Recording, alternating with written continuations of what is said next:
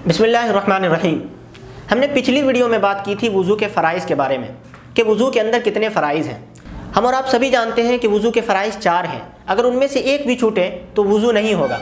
लेकिन आज हम बात करने वाले हैं वज़ू की सुन्नतों के ऊपर कि आखिर वज़ू के अंदर कितनी सुन्नतें हैं कि जब हम उसको अदा करेंगे तो हमारे वज़ू करने का सवाब भी मिलेगा और कमा हक़्क़हू वज़ू भी हो जाएगा।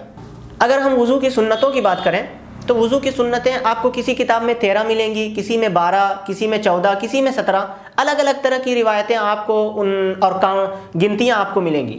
लेकिन असल बात यह है कि वज़ू की सुन्नतें इतनी ही नहीं हैं और यकीनी नहीं है कि इतनी ही हैं।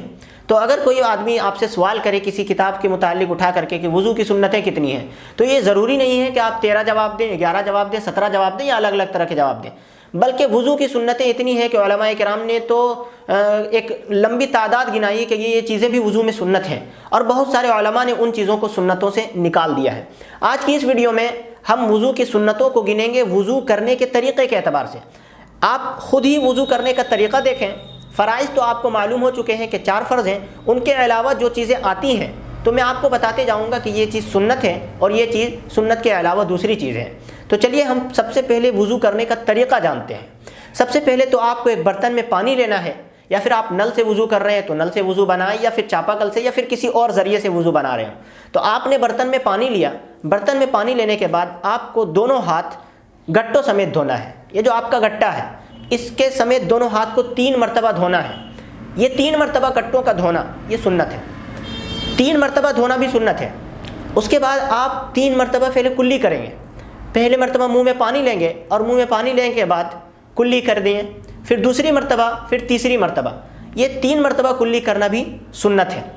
इसके बाद आप चाहें तो मिसवाक करें, मिसवाक करना भी सुन्नत है। उसके बाद 3 मरतबा नाक में पानी लेंगे। पानी ज़्यादा ज़ोर से नहीं खींचेंगे कि दिमाग तक पहुँच जाए, और 3 मरतबा नाक की नरम हड्डी है वहाँ तक पानी पहुँचाएंगे। तो 3 मरतबा नाक की नरम हड्डी तक पानी पहुँचाना ये सुन्नत है। याद रखें यहाँ पर 2 अलग अलग सुन्नतें हैं। एक है 3 मरतबा नाक में पानी लेना और एक है नाक में पानी लेना।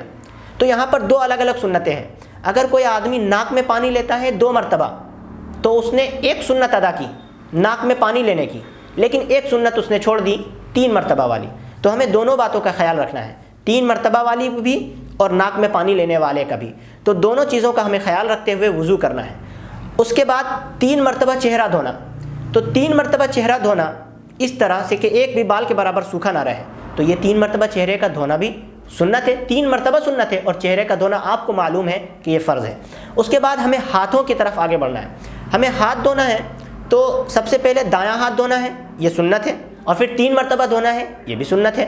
फिर बायां हाथ धोना है, ये सुन्नत है, और 3 मरतबा बायां हाथ धोना है, ये अलग सुन्नत है। 3 मरतबा को आप याद रखें, ये अलग सुन्नत है, और दाएं हाथ को पहले धोना फिर बाएं हाथ को धोना ये अलग सुन्नत है।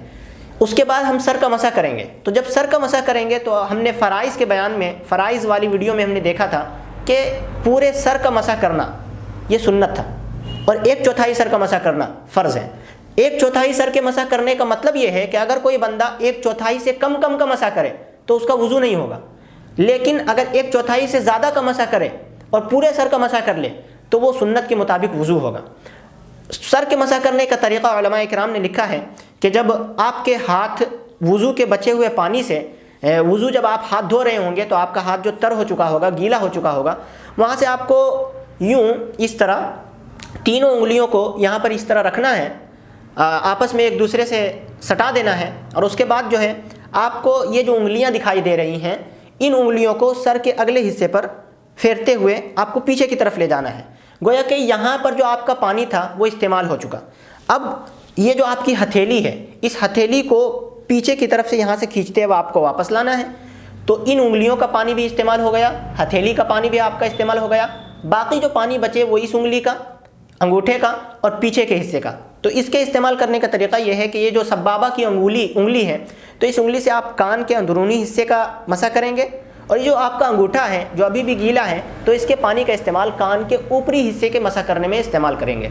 अब आपका एक हिस्सा जो है वो खुश्क रह गया, गीला रह गया है, वो पीछे का हिस्सा, तो इस पीछे वाले हिस्से से आप गर्दन का मसा करेंगे। गोया कि मसा करने का सुन्नत तरीका ये हुआ कि आप इस तरह हाथ को ले जाएं, फिर वापस करें, फिर कान के अंदरूनी हिस्से का मसा करें और फिर ज़ाहिरी हिस्से का, اور پھر ادھر سے گردن کا مسح کریں۔ یاد رکھیں گردن کا مسح کرنا، کان کا مسح کرنا، کان کے اوپری حصے کا مسح کرنا اور پورے سر کا مسح کرنا یہ سنت ہے، لیکن گلے کا مسح کرنا یہ بدعت ہے۔ گلے کا مسح ہمیں نہیں کرنا ہے۔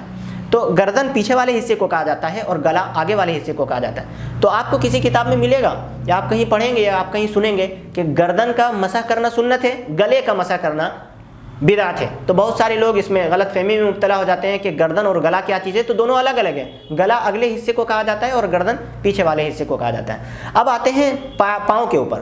پاؤں میں ہے کہ آپ پہلے دایاں پاؤں دھوئیں، یہ الگ سنت ہے، اور 3 مرتبہ اسے دھوئیں، یہ الگ سنت ہے۔ پھر بایاں پاؤں دھوئیں گے 3 مرتبہ، یہ بھی سنت ہے۔ اور جب ہم ہاتھ اور پاؤں دھو رہے ہوں گے تو ان کے درمیان میں انگلیوں کا خلال کریں گے۔ خلال کا مطلب یہ ہے کہ ایک ہاتھ کی انگلیوں کو دوسرے ہاتھ کی انگلیوں میں ڈلا کر کے ہلانا، یعنی گھسا کر کے اور ملا کر کے ہلانا، تاکہ پانی انگلیوں کے اس حصے پر بھی پہنچ جائے، اس کو کہتے ہیں خلال۔ اور پاؤں کی انگلیوں میں خلال کرنے کا طریقہ یہ ہے کہ بائیں ہاتھ کی چھوٹی انگلی کا استعمال کریں گے، پاؤں کے 2 انگلیوں کے بیچ میں جو حصہ ہوتا ہے وہاں پر پانی پہنچانے کے لیے رگڑیں گے تاکہ پانی اچھے طریقے سے پہنچ جائے۔ اس کے بعد وضو کے شروع میں جو دعا پڑھی جاتی ہے یہ دعا پڑھنی بھی سنت ہے۔ وضو کے بعد جو دعا پڑھی جاتی ہے اللہم اجعلنی من التوابین واجعلنی من المتطہرین، یہ بھی سنت ہے۔ تو جب ہم اس طریقے کے مطابق وضو کریں گے تو ہمارا وضو مکمل طریقے سے صحیح ہوگا، اور وضو کے اندر جو ثواب ہے وہ اللہ تعالیٰ ہمیں ضرور دیں گے۔